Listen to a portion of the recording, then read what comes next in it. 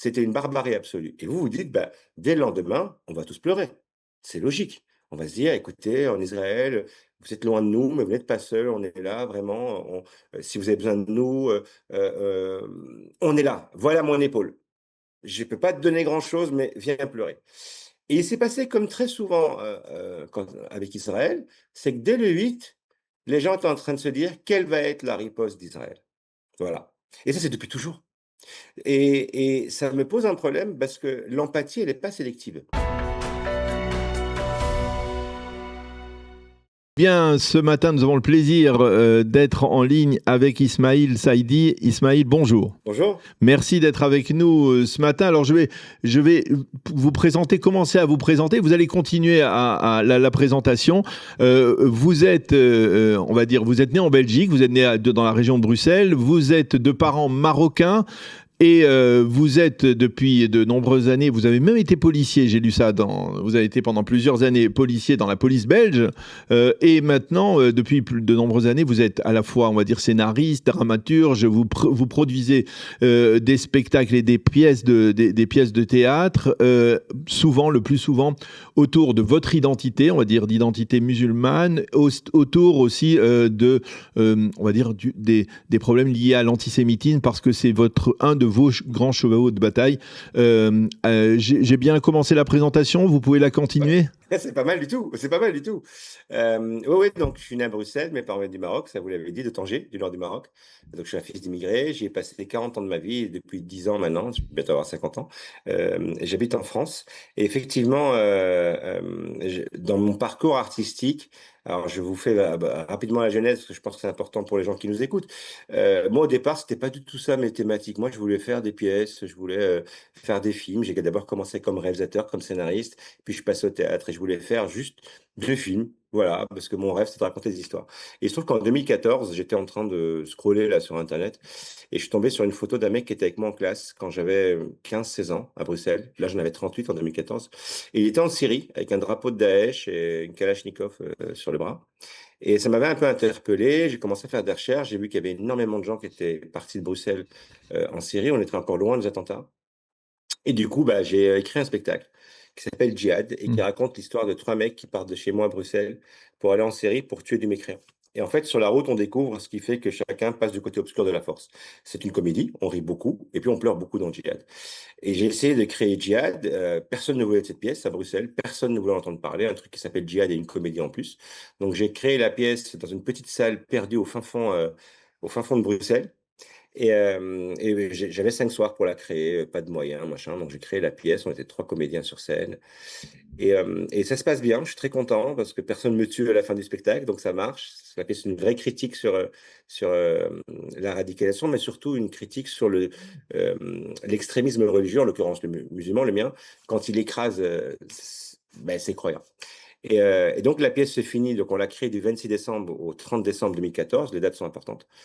J'ai fini, je suis content, tout va bien et 3 semaines après, il y a l'attentat à Paris. D'abord, Charlie Hebdo, puis l'épicerie cachère, puis Clarissa Jean-Philippe qu'on a tué sur ce rond-point et là, les médias s'intéressent à ce spectacle bizarre qui raconte le présent Mhm. et la version courte, c'est que la pièce qui aurait dû tenir, 5 soirs, ça fait 12 ans qu'elle est en tournée. Elle a été vue par plus de 3 millions de personnes. Elle a été traduite dans le monde entier, elle est dans les programmes scolaires en France. Bref, c'est un énorme phénomène qui m'a dépassé moi le premier. Mais ce qui nous amène à une discussion, c'est que un des 3 personnages, Ben, qui est un peu l'idéologue, lui, son rêve, c'était de devenir comme Elvis Presley. Il était fan d'Elvis, fan absolu. Et donc, il chantait comme Elvis, il allait dans les cafés-concerts, Mhm. il se prenait pour le sosie d'Elvis. Et donc, il a accumulé beaucoup d'argent pour pouvoir partir réaliser son rêve à Graceland, voir la tombe du King. Et il arrive à Graceland et il voit la tombe du King et il voit que Elvis s'appelle Elvis Aaron Presley. Et comme il s'appelle Aaron, il pense qu'il est juif. Et comme on lui a appris à détester les juifs, ben, il a honte de ce qu'il a fait. Il retourne en Belgique et il a tellement honte qu'il en parle à un imam qui lui dit que si tu veux laver tes péchés, bah, tu pars en Syrie. On ferme la parenthèse par rapport aux 3 personnages. C'était la première fois que je mettais le pied dans l'antisémitisme. Alors moi, je mettais le pied dedans un peu sous forme de la comédie. Je pensais vraiment pas que le fléau était aussi gros. Il faut savoir que Djihad a été joué devant des millions de jeunes aussi. Mhm. Et il y a toujours un débat dans le spectacle. Dans les écoles, dans les lycées, hein. Ouais, ouais, ouais, en France, en Belgique, que lycée pro, collège, prison, tout ce que vous pouvez imaginer. Et il y a toujours un débat derrière que j'anime. Et il se trouve que à chaque fois, à chaque fois, quelle que soit la thématique, tout ramenait vers les Juifs. Mmh. Tout. C'est toujours la faute d'un Juif quelque part, répulsionnisme, machin, etc. Et c'est quelque chose que j'avais entendu, bien sûr, quand j'avais 15-16 ans dans le quartier. Moi, j'ai grandi au fin fond d'un quartier de Bruxelles, où déjà l'antisémitisme était quand même bien larvé, bien présent. Et du coup, bah, ça m'a poussé à avancer un peu plus là-dedans. Donc, j'ai écrit après La Suite Gêne, où le personnage principal se fait exposer dans une école juive. Et donc, j'essaie de décortiquer, de déconstruire l'antisémitisme, puis encore Eden, etc. Et donc, de succès en succès, quand j'ai fini ce cycle en 2022, au Théâtre de Liège, j'avais dit au directeur que j'en avais marre des thématiques compliquées. Mmh. Et que, en même temps, je m'étais rendu compte qu'un des sujets les plus compliqués à discuter avec les jeunes et les moins jeunes, c'était la Shoah. Mmh. Parce qu'on passait le temps à me dire que c'était pas vrai, les Juifs, ils ont inventé ça, c'est justement parce qu'ils arrêtent pas de chialer, c'est pour cacher les saloperies qu'ils font, etc. Et donc, j'avais dit au directeur de Théâtre de Liège, je vais essayer de parler de la Shoah, parce que j'ai pris tous les sujets pourris et personne m'a tué. Donc, peut-être que si je vais là-dedans, je pourrais y arriver. Et donc, du coup, il me donne le feu vert. J'écris un spectacle qui s'appelle Jérusalem. Jérusalem, c'est un fait divers que j'avais lu dans le journal Le Monde, d'une famille palestinienne à Jérusalem-Est, dans un quartier qui s'appelle Sheikh Jarrah, Mmh. qui devait rendre les clés de leur maison à une famille juive qui avait prouvé que cette maison leur appartenait avant 48. Mmh. Et donc, moi, je trouvais que c'est très intéressant parce que sur la symbolique, techniquement, les deux ont raison. La famille juive, ben, c'est sa maison. Et le Palestinien, ben, ils y habitent depuis 50 ans, donc ils peuvent Mmh. dire, ben, c'est un peu chez nous aussi. Du coup, j'ai écrit un spectacle qui commence comme ça, où effectivement, il y a un personnage qui remet les clés de sa maison à une femme qui vient du Québec, Delphine Lachance, qui est juive. Et ils s'engueulent, ils s'envoient des noms d'oiseaux, etc. Et la pièce se déroule à un moment précis. Il y a une éclipse solaire à Jérusalem et une tempête magnétique qui fait que pendant qu'ils s'engueulent, ils sont chacun possédés par les anciens. Lui par son grand-père et elle par sa grand-mère, rescapée polonaise De la Shoah. de la Shoah. Et ils racontent leur histoire. Et du coup, la grand-mère raconte tout son parcours, depuis les ghettos de Varsovie jusqu'à son arrivée en Israël, qui est encore le mandat britannique. Et donc, tous les chambres à gaz, Treblinka, enfin, tout est raconté. Et le grand-père raconte, lui, sa partie à lui de l'histoire, à savoir sa naissance en Palestine mandataire, sa famille qui est partie, etc., etc. Et ça oblige le public et les personnages à écouter ça. Donc au départ, c'était ça mon idée. J'ai Mmh. créé la pièce en 2022, je la propose au Théâtre de Liège, il me dit c'est super, il me dit effectivement, c'est pas du tout un sujet polémique, donc on peut en parler, ça reste que de l'histoire. Et il programme la pièce pour 2024, Mmh. avril, et entre-temps, il y a le 7 octobre. Et entre-temps, il y a le 7 Vraiment, octobre. Et voilà. effectivement, et alors, le 7 octobre va être un carrefour extrêmement important dans votre carrière.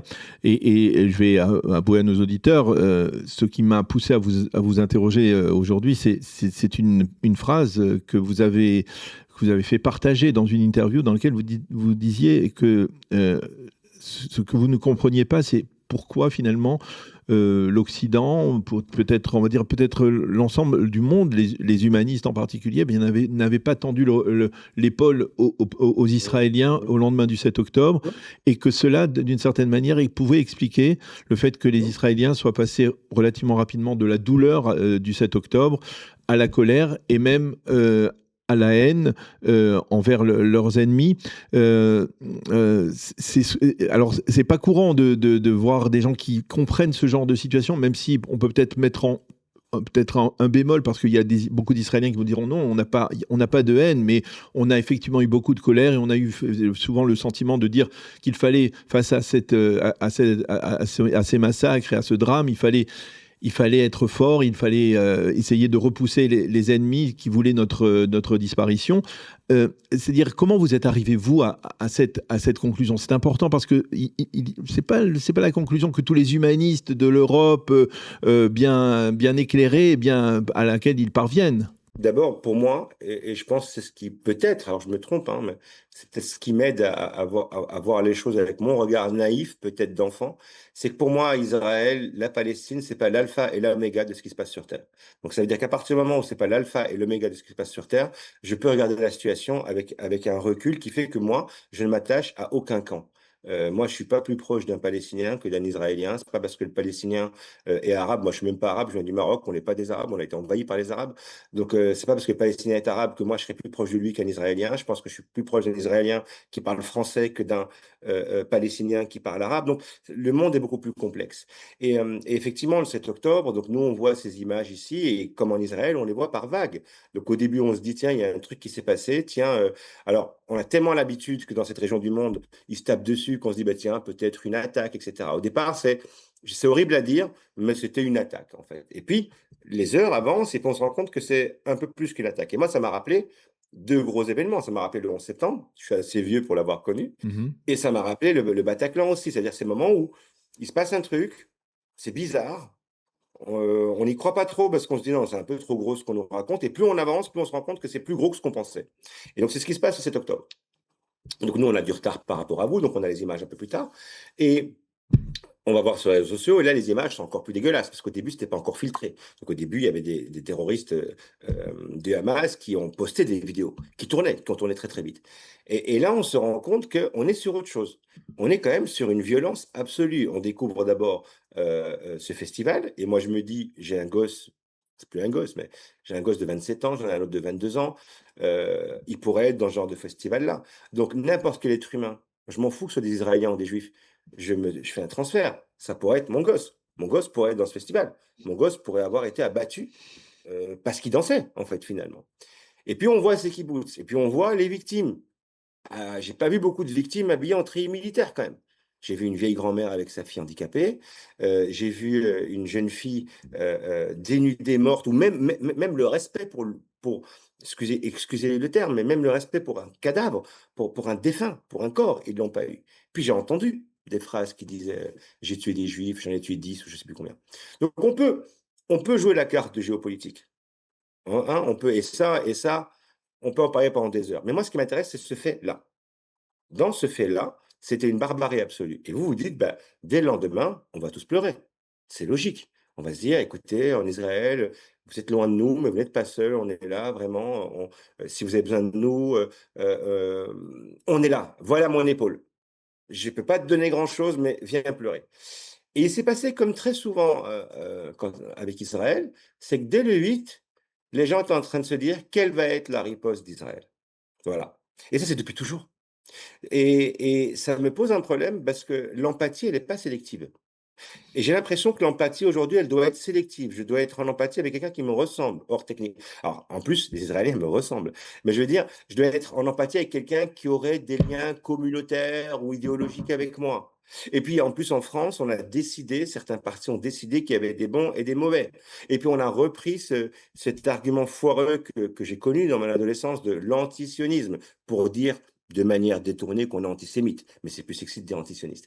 Et donc, tout ça, fait qu'à un moment donné, je pense, en tant qu'être humain, si je veux pouvoir me regarder dans la glace, si je veux pouvoir continuer à jouer sur scène, si je veux pouvoir continuer à avoir cette responsabilité que j'ai quand je parle à des ados, c'est que je ne peux pas mentir. Je ne vais pas mentir. Je ne vais pas dire que j'ai pas pleuré, que j'ai pas été touché. Je ne vais pas dire qu'il y a un problème. Il y a un vrai problème pour l'instant. Ce problème continue. C'est qu'en fait, on a une société israélienne qui est aussi comment dire, qui est aussi humaine que les autres dans son humanité. Ça veut dire qu'il y a des choses bien en Israël, des choses qui sont foireuses en Israël, il y a des chouettes femmes et hommes politiques en Israël, il y a des imbéciles chez les hommes et politiques en Israël, comme tous les pays du monde. Il n'y a aucune différence. Sauf que, pas d'empathie. C'est pas grave. Si on pète un bus, on pète un bus, c'est pas grave. C'est un pays qui est tout petit en plus. Je veux dire, c'est un pays ben oui, qui est l'alpha et l'oméga de toutes les haines finalement. Vous avez des Mhm. pays au bout du monde, je sais pas, en Argentine ou ailleurs, je pense qu'il y en a là-dedans, ils savent même pas où se trouve le Moyen-Orient et qui donnent leur point de vue là-dessus. Et je me retrouve moi avec une jeunesse en France qui ne sait même pas où c'est. Oui. En fait, si vous leur montrez une carte, Ils savent pas ils où vont c'est, vous hein. montrer Israël quelque part en Afrique du Sud et qui vous disent antisioniste, machin, De la Netanyahou. mer au fleuve. Ouais, mais ils savent même pas ce que ça veut dire, en fait. De la mer au Jourdain, mais ils savent pas c'est quoi le Jourdain, d'ailleurs. Et donc, c'est un problème. Et ce que j'ai essayé de dire, c'est que quand vous avez des gens, je vais me prendre moi comme exemple. Si moi, vous tuez mes enfants, d'accord? Et qu'à un moment donné, je me rends compte que tout le monde chez vous s'en fout, en fait, qu'on tue mes enfants. Au contraire, limite, vous me considérez comme responsable de la mort de mes propres enfants. à un moment donné, bien sûr que je vais être en colère contre vous et à un moment donné, si ça ne se règle pas, c'est vieux comme le monde, je vais vous haïr. Alors je sais qu'en Israël, il y a beaucoup de gens qui vont dire: «Non, on n'a pas de haine» et cetera. Alors, je vais peut-être choquer vos auditeurs, mais personne n'est vacciné contre la haine. Mmh mh. Donc oui, il y a des gens en Israël aussi qui, à un moment donné, basculent Mmh. et ce n'est pas ce n'est pas justifiable au sens qu'on leur dit: «Vous avez le droit de haïr», mais la haine, ça se déconstruit. Personne ne vient au monde avec de la haine et du rejet de l'autre, personne. Mais à un moment donné, il faut comprendre quel est le chemin qu'on a pris pour en arriver finalement à haïr l'autre en face. Et ça, c'est mon boulot d'artiste, au départ et puis mon boulot d'être humain. C'est d'essayer de comprendre. Alors, Alors ça peut alors, paraître étonnant j'ai une question, pour un mec c'est-à-dire qui est est-ce que jamais venu chez vous, mais voilà, voilà. c'est ça, parce que vous êtes jamais venu. Alors d'abord, Non. premièrement, on serait très heureux de vous inviter et de venir, découvrir Israël, sur le terrain. Peut-être même, certainement d'y présenter l'une de vos pièces ou vos pièces, parce que, présenter Jérusalem à Jérusalem, ça semble trivial presque, hein, d'une certaine manière. Heu Ouais. et la question c'est est-ce que vous êtes étonné du fait qu'il y a si peu de gens qui réagissent, qui réfléchissent comme vous? C'est-à-dire, combien de gens réagissent comme vous? Parce que dans un monde où l'humanisme est dominant, dans un monde où on a pitié du pauvre, on a pitié des êtres humains, pourquoi finalement on n'a pas ce sentiment-là? C'est l'antisémitisme qui est la cause de Moi, je pense moi, je pense que ce manque d'empathie? alors l'antisémitisme, c'est un vieil ennemi compagnon de route que je connais depuis très longtemps, donc je pense que lui, je peux bien parler de lui parce que je le connais. Le problème qu'on a je vais parler de l'Europe, d'accord? Et puis finalement les pays arabes qu'il y a autour de vous, musulmans, c'est finalement kiff kiff bourrico, mais je parlais de l'Europe. On a cru après la guerre qu'on avait réglé l'antisémitisme et en fait on l'avait pas réglé. On l'a mis sous le tapis et on a avancé comme si tout allait bien, en fait. Et le problème de l'antisémitisme, c'est que si on ne l'éradique pas complètement, il revient et il revient sous d'autres formes. Et aujourd'hui, on a une espèce de mix assez fou entre l'antisémitisme, ancien, européen, qui aujourd'hui s'est habillé, des vêtements de l'antisionisme, finalement, mais qui, quand vous regardez, c'est la même chose, les banques, l'argent, les médias, machin, enfin, c'est les mêmes conneries qu'on disait à l'époque. Et à ça, on a rajouté une nouveauté, c'est un antisémitisme au sein des différentes communautés musulmanes, qui lui-même déjà s'est nourri de celui-là, auquel beaucoup d'idéologues du Moyen-Orient ont rajouté des soupçons de religiosité pour lui donner un peu de la force. Et on a les deux. Et là, on a un cocktail explosif. Et à ce moment-là, si vous êtes entouré par cette aura antisémite, qu'elle soit politique, de gauche ou de droite, ou qu'elle soit religieuse autour de vous, comment vous voulez que les gens aient la moindre empathie pour celui qui, dès le départ, est leur ennemi? Mmh. Dès le départ, quoi qu'il arrive. Et qu'après, vous avez des chaînes arabes, du Qatar ou d'ailleurs, qui passent leur temps à diffuser mais les mêmes images. Moi, j'avais écrit il y a plus d'un an ou 2 ans de ça, juste après 7 octobre, 3 ans même. J'avais écrit une tribune dans Libre Belgique, un journal en Belgique, où j'expliquais que moi, quand j'étais gosse, partout, partout dans les épiceries, du quartier, les boucheries halal où on allait, il y avait toujours cette espèce de petite tirelire pour mettre des pièces et cette tirelire, c'était pour les Palestiniens. Il y avait toujours une photo d'un bébé palestinien en train de crever, du sang, machin, enfin, c'est un truc horrible. Il y avait toujours ça. Vous grandissez avec ça. Vous vivez toute votre vie avec ça. Avec l'alpha et l'oméga de votre vie, c'est les Palestiniens et la Palestine et donc, en Mmh. l'occurrence, Israël aussi en face. Ben, comment vous voulez que ces gens, finalement, arrive à avoir de l'empathie pour celui qui, dès le départ, était son ennemi. Quoi qu'il arrive, c'est les méchants. Mmh. Les Israéliens, ils ont piqué la terre des Arabes. Personne ne prend le temps d'aller regarder l'histoire, le mandat britannique, le fait que tous les pays qu'il y avait autour n'existaient pas, que toutes ces frontières ont été rajoutées, que l'Irak n'était pas là, que la Jordanie, finalement, Oui, la Jordanie, c'est une création des on va, on, Britanniques. va, on va dire un mot qui choque tout le monde, mais la Jordanie, bah, C'est un État de techniquement, Palestine. c'est la Palestine. Finalement, c'est déjà un État palestinien. Si on veut être honnête, moi, je fais pas de politique, mais si je prends une carte et que je regarde, en fait, voilà, personne ne prend la peine de dire ça. Dans l'imaginaire des gens, des ignorants, mais malheureusement, c'est la plupart des gens, dans l'imaginaire des gens, c'est trois Polonais qui sont arrivés un jour quelque part en 47-48, qui ont botté le cul à trois Arabes et qui ont pris leur terre. Voilà. Mmh. Et donc moi, mon boulot, c'est d'essayer de alors c'est long, c'est lent, mais c'est d'essayer de déconstruire ça, en fait. Parce qu'en déconstruisant ça, on arrive à faire, non pas disparaître, mais à commencer à casser le mur de la haine, le fissurer pour qu'il tombe tout doucement. Et ça marche. Il y a des gens, vous savez, moi, on me voit parce que je suis médiatisé, mais il y a beaucoup de gens qui pensent et qui parlent comme moi. Je pense même que c'est ceux qu'on appelle la majorité silencieuse, mais ces Majorité gens-là, ils sénatoriale. ne parlent pas dans les médias, ils n'en ont pas envie, ils ne sont pas médiatisés. Ces gens-là n'ont pas envie non plus d'être ostracisés parfois Ouais. par leur communauté, ou appelons ça, je ne sais pas comment. Du coup, moi, mon boulot, c'est d'être dans les médias, de prendre les coups. Et c'est pas grave. On Mais le comprend bien, on le comprend bien et on aurait envie de discuter avec vous encore pendant de longues minutes. Le format de notre émission nous oblige à terminer cet entretien, mais comme je vous l'ai dit au milieu, on serait très heureux, je pense, de vous retrouver ici à Jérusalem pour dialoguer justement et pour parler, pour essayer de développer en fait ce que vous nous expliquez de manière très, très claire et limpide. Merci beaucoup, Ismail Saïdi, d'avoir accepté de répondre à nos questions. C'était merci très à vous. intéressant et on essaye de peut-être même de prendre rendez-vous sérieusement pour que vous puissiez venir voir sur place ce qu'est l'État d'Israël et puis d'une certaine manière nous expliquer un peu votre combat à travers vos pièces, l'une de vos pièces, que ce soit Djihad, que ce soit Jérusalem ou même la dernière, je crois que ça s'appelle les tribulations D'un musulman d'ici. voilà, les tribulations d'un musulman d'ici. En tout cas, on ne peut qu'être en admiration face à votre courage, parce qu'il faut avoir du courage pour parler comme vous parlez. Merci beaucoup d'avoir été avec nous aujourd'hui. Bonne continuation et à bientôt. Merci beaucoup. Au revoir.